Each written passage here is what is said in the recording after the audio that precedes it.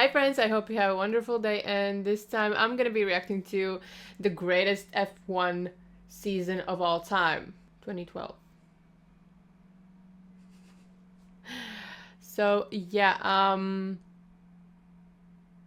had a few suggestions for specifically this year, so yeah, I'm kind of interested. So yeah, let's just dig in. Champions, 7 different winners in the first 7 races, a winner no one expected, and possibly the most thrilling F1 Grand Prix season of all time. The 2012 season gave us some of the most awe-inspiring, jaw-dropping moments the sport has ever seen. This season was a spectacle to behold, so buckle up and put your racing helmets on as I recount the greatest F1 season of all time to you, one race at a time.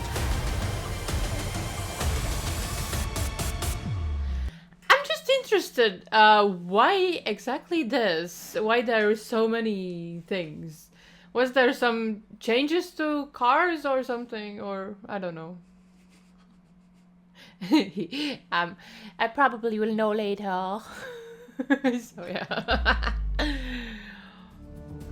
It all started down under in Australia, where McLaren, despite their lackluster 2011 season, burst out of the gates like a kangaroo on steroids. Jenson Button snatched his 3rd Australian Grand Prix victory, leaving defending champ Sebastian Vettel hot on his heels just 3 seconds behind. Meanwhile, teammate Lewis Hamilton, who kicked off from pole position, managed to secure a respectable 3rd place. McLaren was back with a bang, causing everyone to scratch their heads in disbelief. Not many had expected McLaren to be this explosive out of the races. Even fewer had expected Jenson to be the one leading this charge. But things would take a twist in Malaysia. As the rain poured down, McLaren's hopes washed away with a less than stellar pit stop that left Hamilton in a sticky situation. However, the master of wet conditions, Fernando Alonso, wove his magic in what many considered a sluggish Ferrari, stealing the victory right from under McLaren's nose. This led many to ask the question, was McLaren only good under scorching heat, or did they have more tricks up their sleeves? After that, we go to China, where Nico Rosberg brought the thunder for Mercedes, snatching their first win since their return to F1. McLaren, on the other hand, had a bounce-back day with Button and Hamilton securing 2nd and 3rd places, showing they weren't ready to be left in the dust just yet. Vettel, feeling the pressure, would roar back to life with his first victory of the season in Bahrain. But he wasn't exactly doing a victory dance in his Red Bull. Something was amiss in his ride, and he made it known. And that is when that happened. The most surprising moment in Formula One history. The 2012 Spanish Grand Prix is when the stars aligned and the cosmos danced with God's light. Qualifying had given us a very interesting front row. Alonso started in 2nd, but it wasn't Seb or Lewis or Nico or even Webber that started ahead of him. No, it was Pastor freaking Maldonado. From the moment the lights went out, the guy that I don't know anything about. we were set for a classic, as Fernando Alonso catapulted himself off the 2nd spot on the grid and overtook him on the 1st corner, even with Maldonado trying to block Fernando, leading him onto the grass. For a good while it was Alonso leading the pack from the front, but no matter how well Alonso drove, no matter how hard he raced, Maldonado seemed to be keeping up. Maldonado seemed to be just as fast. Maldonado seemed to be on Alonso's glorious bottom like a bad rash. And on lap 25, Williams would perform a move that put everyone on the edge of their seat. They triggered the undercut, executing a flawless pit stop. The Williams mechanic swiftly equipped Pastor with fresh tyres, allowing him to re-enter the track in clean air and perform his best Sonic the Hedgehog impression. Eventually, Ferrari made the call to bring Alonso in for his own set of fresh rubber, but it was too late. Alonso exited the pits to Maldonado blazing past him, with the Venezuelan setting the fastest lap of the race. This dogged, unrelenting drive from both Maldonado and everyone in the Williams garage meant that the man on the track now had a substantial 7-second gap that was created, with Maldonado successfully fending off Alonso's pursuit throughout the 3rd stint. However, the race was far from over for the Venezuelan. As the tension mounted, a heart-in-mouth moment unfolded during Pastor's 2nd and final pit stop. The rear right wheel was frustratingly slow to go on. costing precious time and allowing Alonso to close the gap after his own trip to the pit lane. And things would get even dicier yet, with a third man entering the fray. The Lotus Renault in front of him had no intentions of pitting anytime soon. His presence on the track slowed Pastor's pace, providing an opportunity for Alonso to catch up. If Maldonado wanted to make history, he would have to write it himself by overtaking it, and in the driving seat sat one of the fastest drivers on track, Kimi Raikkonen. But with Alonso closing in rapidly in just 2 laps after his pit stop, Pastor seized the moment. Assisted by DRS, he relentlessly closed the gap to Raikkonen, finally surging past him in a breathtaking maneuver during the braking zone of turn 1, swiftly reclaiming his rightful place at the front of the pack. And then it happened. All of Catalunya rose to its feet as Maldonado crossed the finish line after 66 thrilling laps, clinching victory with a remarkable 3.1 second lead. He had done the unthinkable. This triumph ended Williams' 8-year drought without a Grand Prix win, a perfect celebration for team owner Frank Williams on his 70th birthday. Now let's take a look at the standings after that chaotic rollercoaster ride of a start. Sebastian Vettel and Fernando Alonso found themselves uncomfortably, awkwardly close to each other in a thrilling tie at the top. Oh yeah, I remember about this one. Vettel did win and Fernando lost by 1 point. Not like point, but like about the places that they got. With 61 points each. Hamilton, meanwhile, was close behind with 53 points. Or that wasn't different. I'm sometimes getting confused because there is a lot of information. Why did I want to say that? While Kimi Raikkonen and Romain Grosjean from Lotus were playing catch-up with 49 and 48 points respectively. Then we went to Monaco. It is a circuit fit for royalty, and here the stage would be set for the return of the king, with Mark Webber claiming his 2nd win in 3 years. However, it was Alonso who emerged as the sole possessor of the World Championship lead once the checkered flag fell. With impeccable tyre management and clever Ferrari strategy, he had run longer than Hamilton during pit stops, leaving his competitors in the dust. Vettel, after another failure to reach the top 10 shootout, pulled off a long first stint and managed to jump ahead of the McLaren to secure 4th place. When the checkered flag fell, the top quartet was separated by less than 2 seconds. Monaco had once again served up a classic straight from the kitchen of the F1 gods. Now let's dive into round 7 in Canada, in a thrilling battle with Goosebumps even to see that. Hamilton at the front. Both Alonso and Vettel decided to take a gamble and go for just 1 pit stop, while McLaren played it safe. Hamilton effortlessly passed both cars on his fresh rubber, leaving them scratching their heads in disbelief. Eventually, Red Bull cut their losses and brought Vettel in for a 2nd stop, but Ferrari paid the price for not doing the same when Vettel overtook Alonso for 4th place. Yeah, that was a proper comedy skit. Round 8 took us to Valencia, where a pivotal moment unfolded in Alonso's championship challenge. Vettel, the man on the pole, seemed destined for victory. The German had raced into an early lead and was so far ahead of the rest of the pack that he had to contend with no traffic after pitting and rejoining the track. Yeah, that's how bonkers fast he was that day. His closest competition, Fernando Alonso, had started in 11th and jumped into 8th early. After passing Nico Hülkenberg for 7th, Alonso stayed out a lap longer than Kobayashi and Nico Hülkenberg? He was already? He was already racing by then? I know that he is racing a long time, but 2012 seems so many years ago. Okay. And I'm kind of still surprised that I haven't heard his name like before. I understand like he didn't get podiums, but yeah, I don't know what I'm trying to say even. And Kimi while they made their pit stops, and then jumped them both when he came out on track. Things would really pick up when an incident on lap 27 between Jean-Eric Vergne and Heikki Kovalainen brought out the safety car, erasing Seb's 20-second lead at the front. More importantly, it allowed Alonso and Kimi to jump Lewis after he had problems with his pit stop. By the end of the safety car period, Alonso had made it up to 3rd place, within striking distance of Sebastian Vettel's charging Red Bull. By the time the cars had reached the first corner after going green, Alonso had passed Grosjean into 2nd. Still, Alonso's Ferrari was simply not fast enough to keep the Red Bull behind it over the course of the lap.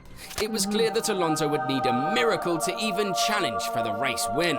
Yeah, I don't know what faith Alonso believes in, but clearly it's the truth because the man got exactly what he needed. A miracle. Sebastian Vettel's Red Bull lost drive coming out on turn 10, eventually retiring from the race, allowing, you guessed it, Fernando Alonso to take the lead of the Valencia Grand Prix. After that, the man never looked back and raced off into the sunset, being followed by fan favourites Kimi Räikkönen and Michael Schumacher onto the podium. The home support went wild, cheering for their own. Valencia was red for the Tifosi. Valencia was red for Fernando Alonso. In round 9 of the championship, our innocent grid found themselves at Silverstone, where the weather played a dismal role in the proceedings. It would be here that Alonso saw an opportunity to make up for Ferrari's qualifying deficit. He claimed the team's first pole since 2010 and came agonizingly close to back-to-back wins. With a reverse tyre strategy, he battled against the relentless pursuer Mark Webber, managing to stay ahead until the last 3 laps when the faster Red Bull overtook him. However, he still kept Vettel's RB8 at bay, increasing his points lead over the reigning champion to a whopping 29. In Germany, the rain dance master Alonso once again worked his magic and secured pole position, but this time Vettel joined him on the front row, setting the stage for an absolute supernova of fire. Jenson Button crashed the party. The man swooped in like a mischievous squirrel, snatching 2nd place from Vettel during a pit stop. The top 3 drivers fought tooth and nail with Alonso, managing to stay just out of DRS range. Vettel, in a desperate attempt to regain his position, overtook Button on the final lap, but alas, it was deemed illegal by the race stewards. A time penalty pushed Vettel back to 5th place, meaning Alonso's lead over Seb only grew. But then we move on to round 11 in Hungary, the last race before the summer break. The battle for victory was an exclusive affair between Hamilton in the resurgent McLaren and the 2 Lotuses. Surprisingly, neither Vettel nor Alonso made it into the podium, leaving fans scratching their heads in disbelief. Ferrari's form seemed concerning, but Alonso managed to increase his overall points lead to a whopping 40 points. The standings at the halfway part of the season painted a pretty grim picture for the defending champion. First, Fernando Alonso, 164. Second, Mark Webber, 124. Third, Sebastian Vettel, 122. Fourth, Lewis Hamilton, 117. Fifth, Kimi Räikkönen, 116. The second half of the season would only get better, just like this video. So make sure you're subscribed to let me know that you're enjoying these uploads. Vettel's fight back began in earnest thanks to a first corner pile-up triggered by Romain Grosjean. Alonso unfortunately would fall victim to the chaos, while Vettel charged forward to claim 2nd place. It was a lucky break for Vettel, but he had to showcase his will-to-will instincts to secure a spot on the podium. Round 13 took us... I don't know why I was kind of surprised that there's so many girls. Like, now they're... haven't seen? Okay. Huh? That's interesting. to the iconic Monza, where the Tifosi were ready to cheer their beloved Ferrari to victory. However, Formula 1 is rarely that simple. Both Alonso and Vettel faced their own troubles. Vettel's RB8 suffered another alternator failure, leaving him off the pace and out of contention for a podium finish. Meanwhile, Alonso's frustration reached new heights when a broken anti-rear roll bar in Q3 sent him spiralling down to 10th on the grid. Despite driving like a man possessed, Alonso could only salvage 3rd place, leaving him with a sense of missed opportunity. Round 14 took us to the dazzling streets of Singapore, where the nightlights illuminated the thrilling battle for the championship. Hamilton, determined to outshine his rivals, led the pack with Vettel and Alonso hot on his heels. But wait, is it a bird? Is it a plane? No, it's Adrian Newey with another arsepull innovation that nobody can compete with.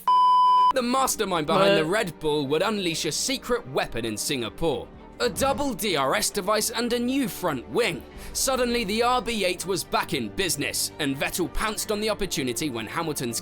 But like they can switch things so drastically in the middle of season? Okay, I'm not sure. I don't know. But like, can you? Gearbox decided to leave the chat. He isn't called the Lion of Singapore for no reason. Seb celebrated his second win of the season, while Alonso salvaged third place in a valiant effort. Now, while Alonso had done exceptionally well to keep his dusty Ferrari in the game, there was one thing going against him that even he found difficult to deal with. Sebastian Vettel's unerring consistency. Seb was picking up steam, and that was bad news for the rest of the grid. It would be in round 15 at Suzuka, Alonso would make a fatal mistake.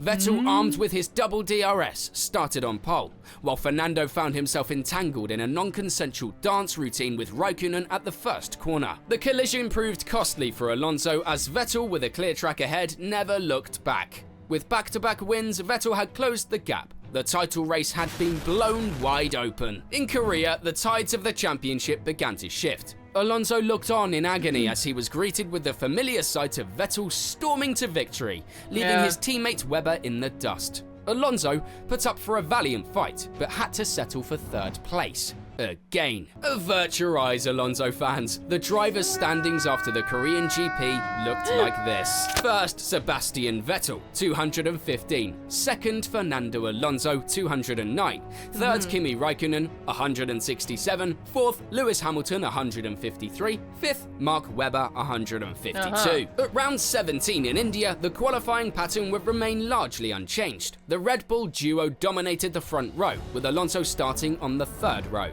However, race day proved to be a different story. Alonso, the crafty Spaniard that he is, managed to split the Red Bulls and secure a second place finish. But alas, Vettel's winning streak continued. Increasing his advantage over Alonso, the Spaniard was seeing his first title in a long time slip away inch by inch. Was there any way he could recover? Was there a twist in the tale left? Now, at this point, Vettel was leading Alonso by a mere 13 points as they headed into the final 3 races. Now, kind of 13 points isn't that many, but still, it's enough. Everyone in the paddock was convinced that Vettel had it in the bag. It seemed like Vettel was about to cruise to victory, while poor Alonso struggled to keep the car in one piece. But this truly Ferrari. It was a season of buts. The Abu Dhabi Grand Prix wasn't quite going to be this straightforward. So what happened? Well, Vettel once again showed his qualifying prowess by outperforming Alonso, standing himself in second place on the starting grid. Meanwhile, Alonso found himself starting from 6th. No big deal, right? Well, it turns out that Red Bull made a little oopsie. They forgot to follow the post-qualifying rules, which required them to have a standard 1 litre in their car for inspection. Instead, they only had 800 millilitres. As a result, Vettel was hit with a penalty, forcing him to start from the pit lane instead of beside pole sitter Hamilton. Suddenly, the tables had turned, and Alonso found himself holding a golden ticket, a chance to close that 13-point gap and reclaim his spot at the top. Hamilton's McLaren decided to take an unplanned nap, suffering a power failure and retiring after just a third into the race. Talk about bad luck. But hey, this unexpected turn of events catapulted Raikkonen into the spotlight, giving him a glorious chance to win his first race in his comeback season. The stars were aligning for him. Alonso started the race well, climbing up to second place. But wait, there's more. Vettel, starting from the back of the grid like a true underdog, was on fire, charging his way through the ranks. Red Bull's strategy for Vettel was spot on, and it looked like he was on track to secure some precious points. However, his teammate Webber, who had been having a rough second half of the season, crashed out thanks to none other than Grosjean, the self-proclaimed first corner nutcase. But guess what? This crash brought out the safety car, leveling the playing field and giving Vettel a chance to catch up with the front runners. With fresh tyres and determination in his heart, Vettel put on a champion's display, crossing the finish line in third place, just behind Alonso. His lead was only cut by 3 points, bringing it down to a still respectable 10 points. But let's not forget about the true hero of the day, Kimi Raikkonen. The guy stole everyone's thunder with his brilliant victory. And he didn't just wow us on the track, he also gave us a hilarious moment during a team radio conversation. So I'll just let you experience it in its greatest form. Okay, Kimi, next car behind you is Alonso. I'll keep you updated on the pace. Just leave me alone, I know what to do. Now we arrive at round 19, the United States Grand Prix at the Circuit of the Americas. With a 10-point lead, Vettel had a mathematical shot at sealing the crown. Qualifying went in Vettel's favour, securing pole position. While Alonso struggled to 8th place in a controversial move, Ferrari decided to break the seal on Felipe Massa's gearbox, promoting Alonso to 7th. This stunning strategy paid off as Alonso stormed through the pack, finishing in 3rd after Webber's unfortunate retirement. Meanwhile, Vettel would shockingly miss out on the win to a certain Lewis Hamilton. It seemed as if Seb had let Lewis pass rather than fight for the win, and risk a DNF at that point of the season. So with this result, Alonso headed into the final race trailing by 13 points. The championship battle was far from over. There would yet to be further twists in Sao Paulo. As the cars lined up on the grid, you could feel the anticipation in the air. It was as if this world had reached its breaking point. When the 5 lights went out, little did we know that the first corner was going to set up a gut-wrenching finale. Vettel's race got off to a rocky start as he slipped back due to a poor start. And if that wasn't enough, Bruno Senna, the nephew of the legendary Ayrton Senna, collided with Vettel. Nephew? I haven't heard of him. I didn't know that his nephew was in F1 too. What? Sending him into a spin. The damage inflicted was so severe that his team deemed it unrepairable. As if fate wasn't cruel enough, Vettel also faced speed issues on the straights and lost communication with his pit wall. Dude, the radio's not working. What are you telling us? We can't hear a thing. It was a nightmare unfolding before his eyes. The Oh my Spaniard God. would fight his way up from 7th on the grid, setting himself up for a potential championship victory. He was close. He was going to do it. But amidst the rain, safety cars and strategic pit stops, Vettel showcased his resilience. He rose up, kinda like Batman actually. Against all odds, he had fought his way back through the field, finishing in a remarkable 6th place. It How can they see something? I don't understand. was a performance that left everyone in awe. Alonso, with the help of his teammate Massa, who had a stunning resurgence in the second half of the season, secured a well-deserved 2nd place. Their teamwork was nothing short of brilliant. However, in the end it proved to be too little, too late for Alonso. It was deja vu for Alonso, experiencing the bitter taste of defeat to Vettel for the 2nd time in just 3 years in the Drivers' World Championship. With a mere 3 points separating them, Vettel emerged as the 3-time world champion, making history as the youngest to achieve this feat. And that's a wrap, folks. That's how the curtain fell on this heart-pounding season of Formula 1. If you want to see more content like this, let me know by... Oh my gosh. It was kind of good to see Alonso somewhere in the top. Now it's kind of sad. I would love to see him higher. At least once. Oh my gosh. But yeah. This was an interesting season, I guess. And I really didn't know that Senna's nephew was in Formula as well. Did he drive well? Did he got some places? Something? I don't know.